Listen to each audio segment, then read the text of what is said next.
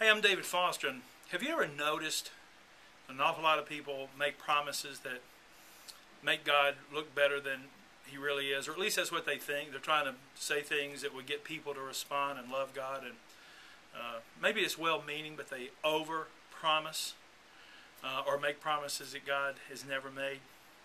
I want to tell you, if you are looking for a relationship with God and you're going to different churches, reading books, trying to investigate and find out, remember that oftentimes out of zeal and probably most of the time out of a good place, people will promise you things that God never promised. And if you believe those things and base your relationship on that belief, you're going to be disappointed.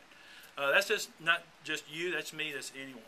Here's the bottom line in a simple relationship with God. Trust is the key. It is the point at which you and your Creator meet. It's at trust that I confess my sin and brokenness. It is at trust that I believe that Jesus is indeed the Son of God, the Messiah. It's in trust, I believe, in a spiritual way, a transaction is made by faith when I ask Jesus to reconnect me, be my Savior, be my God, acknowledge that however it is you do it with an honest heart, that you press into Jesus, that you acknowledge Him.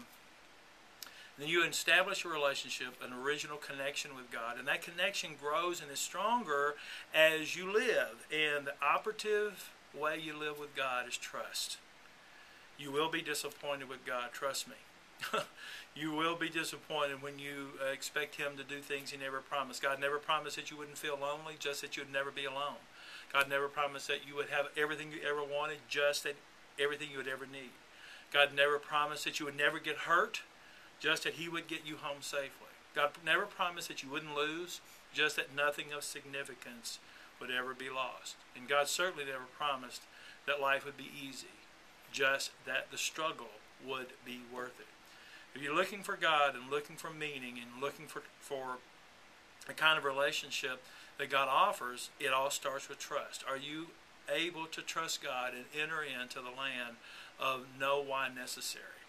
It's where I say, God, I trust you. Though I can't understand the circumstances, I understand the Lord of the circumstances. Remember this, oftentimes we ask God to change our circumstances while He has us in those circumstances to change us. Think about it.